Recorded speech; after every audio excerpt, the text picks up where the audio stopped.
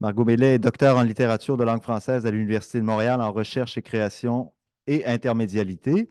Elle a soutenu en janvier dernier une thèse intitulée Et les doigts d'écrire se referment sur la paume, recherche-création sur l'épaisseur de l'écriture, qui est disponible en ligne à l'adresse paume.paginations, Journal of Cross-Cultural Image Studies, et co-organisatrice du groupe de recherche Matérialité comparative, médias, littérature et théorie de l'Association canadienne de littérature comparée.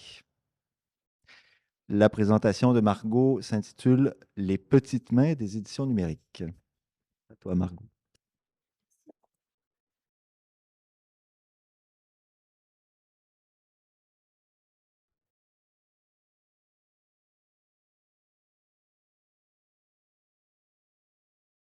Bon, OK. Merci beaucoup et bonjour à tous et à toutes. Alors, je me suis permise d'ajouter une section à mon titre, vous m'excuserez. J'ai essayé de le rendre un peu plus fun. Je ne sais pas si c'est, le cas, mais au moins j'aurais essayé.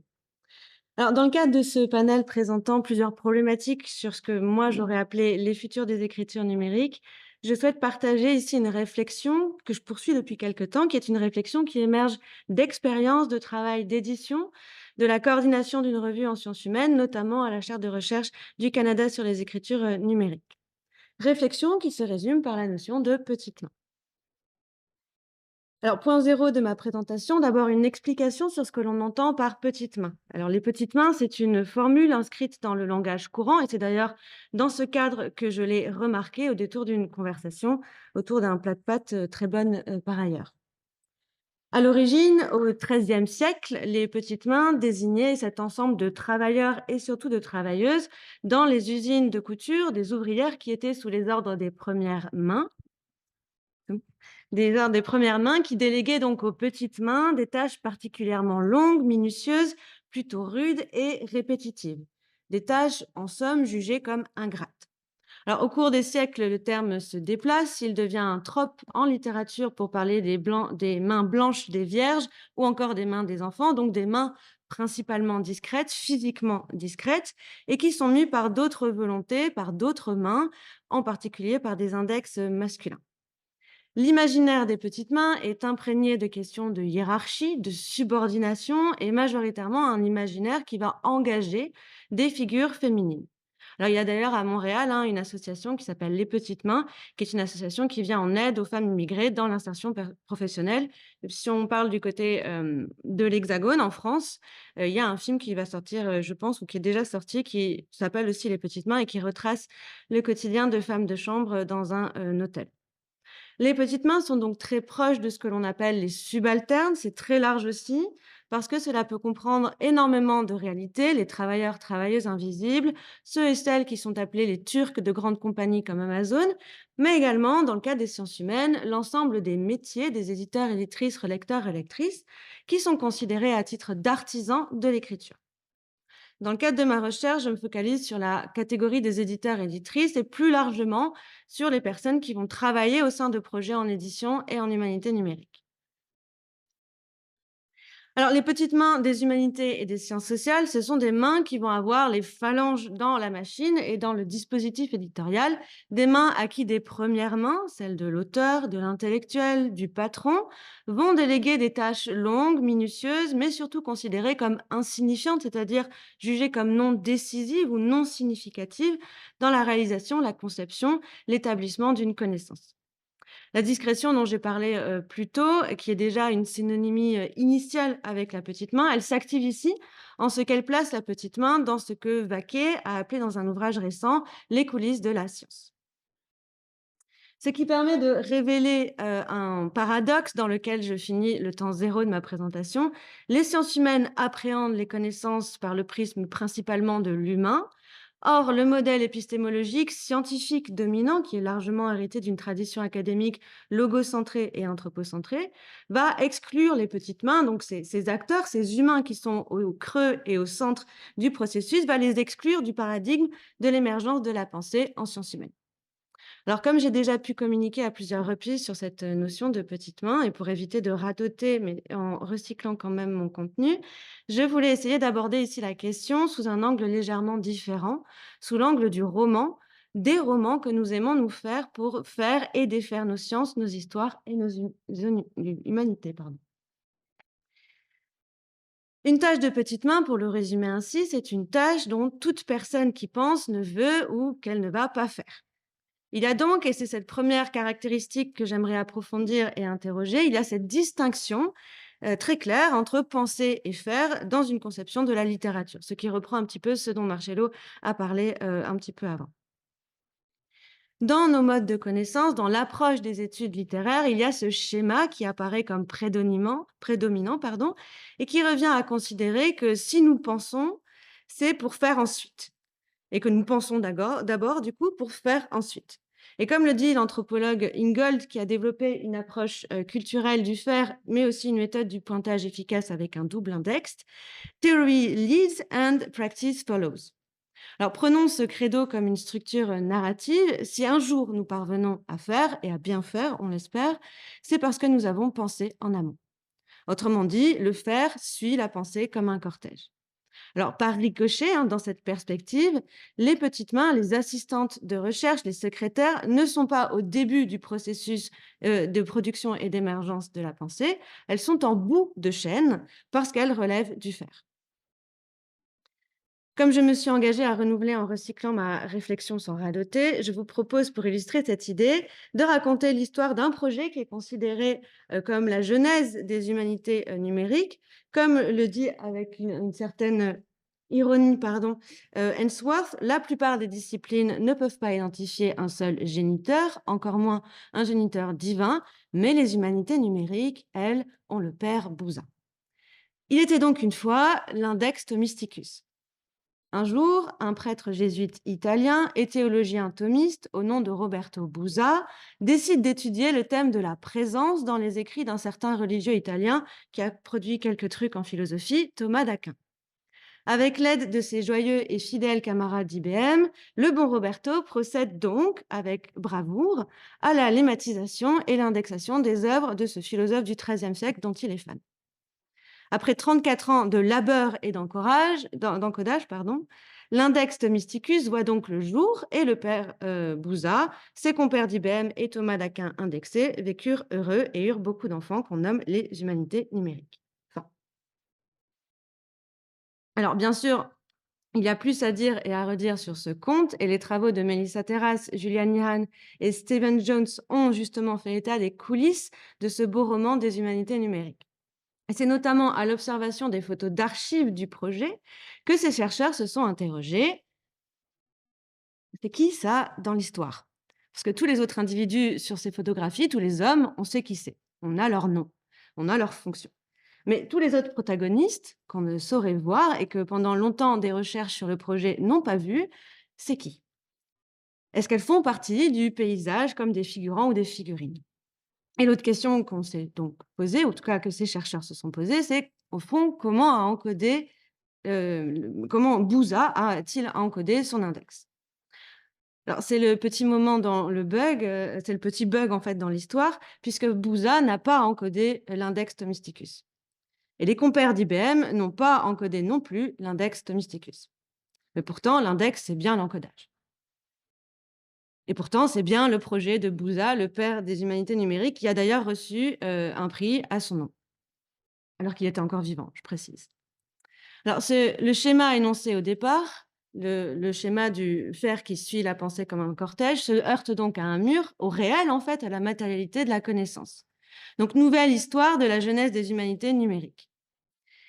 Il était donc une fois 65 jeunes femmes italiennes qui, après avoir suivi une formation en dactylographie, ont été recrutées pour participer à un grand projet d'indexation dirigé par un certain père jésuite. Pendant de longues années, les 65 opératrices encodèrent minutieusement les cartes perforées sous la direction lointaine d'un homme qui, lui, n'a jamais touché la machine. Et si pour la plupart, elles n'étaient pas au fait du projet fomenté par le père jésuite, certaines d'entre elles, cependant, ont eu un rôle particulièrement déterminant, comme Livia Canestraro, qui a d'ailleurs pris la coordination de l'équipe des opératrices. Ayant remarqué l'impact qu'avait la jeune femme sur ses plans, le père du projet, Roberto Bouza, mécontent de sentir l'histoire lui échapper, la remplaça par un homme moins qualifié, mais apparemment plus pourvues par la nature. L'histoire n'aura pas retenu le nom de toutes les femmes, leur rôle et implication n'a pas été inscrit dans les archives du projet. Ironie d'ailleurs, hein, pour un projet qui était consacré à la thématique de la présence. Et la légende raconte que plusieurs d'entre elles, plusieurs de ces opératrices n'ont pas retrouvé de travail en édition par la suite, à la suite du projet. Enfin, l'encodage des cartes perforées fait le projet de l'index. L'index existe parce que des mains ignorées par l'histoire ont encodé. Ce qui nous mène au retournement de notre structure de narration classique, ce que Ingold a appelé le thinking through making. Le faire ne suit pas le cortège de la pensée comme un dernier wagon, il est au contraire au début de la chaîne. Et selon Ingold, la connaissance émerge parce qu'il y a eu un geste, parce qu'il y a eu une action, une collaboration et même une confrontation avec le réel. Ce que je propose d'appeler une composition de rapport. L'émergence de la connaissance ne relève donc pas d'un unique acteur qui s'est levé un matin et qui a donné des ordres à de nombreuses filles. Ça, c'est des beaux romans, mais ça ne suffit pas. Et on peut donc briser certains mythes. Il n'y a pas de muse, il n'y a pas de génie, il n'y a pas d'illumination. Il y a en revanche des petites mains, des tables, des machines et du café, beaucoup de café. Alors, et j'espère dernière, nouvelle histoire de la jeunesse des humanités numériques. Durant de nombreux jours en Italie, dans un ancien atelier de couture, un chercheur dont le nom est passé à la postérité et de nombreuses opératrices formées à l'encodage ont collaboré, parfois sans le savoir, dans le cadre d'un projet d'indexation des œuvres d'un certain philosophe du XIIIe siècle. Cette collaboration, impliquant également d'autres acteurs subventionnaires comme les représentants du royaume IBM, a établi les bases de principes de collaboration entre expertises pour donner un champ disciplinaire qui sera nommé les humanités numériques. Et ce que l'on peut rajouter à cette histoire, c'est que des recherches sont toujours en cours pour identifier les opératrices et comprendre leur implication dans le projet. Donc c'est une fin pour l'instant. Alors parlons donc un peu de cet héritage aux humanités numériques pour voir comment la légende a perduré. Parce qu'elles se sont proposées comme un nouveau champ de connaissances, on aurait pu penser que les humanités numériques, justement, auraient été l'occasion parfaite pour constituer un tiers-lieu, un espace pour discuter et reformer un modèle scientifique, explorer d'autres dynamiques de répartition des tâches. Mais à bien des égards, les biais se sont répétés comme des refrains. Des assistantes personnelles d'écriture que j'ai appelées les épouses de la plume, en passant par les human computers, qui étaient les premières personnes, surtout des femmes, à utiliser des machines complexes, jusqu'aux premiers agents conversationnels qui ont été dans les premiers temps des implémentations de la secrétaire zéro, avec une voix féminine, un corps féminin. Il y a un principe de service, de mise au service, qui est apposé au féminin.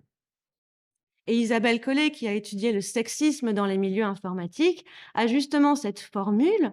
Elle parle d'auto-engendrement des informaticiens pour décrire la tendance qui a parcouru toutes les sciences computationnelles puis numériques, cette tendance pour les chercheurs hommes à vouloir créer, imaginer, romancer même une figure idéale de l'informaticien, du génie informaticien, un destin et un profil informatique. Et dans ce roman transversal, des figures comme celles que l'on connaît un peu mieux comme Ada Lovelace, Mary Grace Hooper ou Margaret Hamilton sont des exceptions qui cachent en réalité une foule de chercheurs, une foule d'assistances, de petites mains, qui ont non seulement participé à établir un champ de connaissances, mais qui l'ont fait exister à un moment où les hommes n'étaient pas disponibles pour des raisons d'ailleurs bien valables, que ce soit la guerre, la politique ou des migraines. Alors, comment décrire ces romans? Quel est le levier narratif? Comment expliquer, comme le fait remarquer Isabelle Collet, que des femmes présentes à 30% dans les milieux informatiques entre 1940 et 1980 le sont seulement à 15% à partir des années 2000? Qu'est-ce qui s'est passé? Alors, le levier de ces flux, c'est la noblesse de la tâche. Dès qu'une tâche est rabaissée à un domaine du simple faire, à un domaine tertiaire, elle est accessible aux femmes et j'ajoute même aux machines. Mais à partir du moment où les métiers informatiques sortent du domaine tertiaire, deviennent un milieu plus spécialisé, dès les années 80, alors il y a une récupération masculine de ces espaces et aussi des récits qui sont liés à ces espaces. Donc le dragon des petites mains, ce n'est pas la question de la nature de la tâche, ça je vais y revenir, ce n'est pas un problème d'invisibilisation, ça c'est un symptôme. Le diable se situe dans le modèle. Le modèle qui considère que la pensée émerge d'une psyché unique, hors de ses conditions concrètes et physiques d'existence.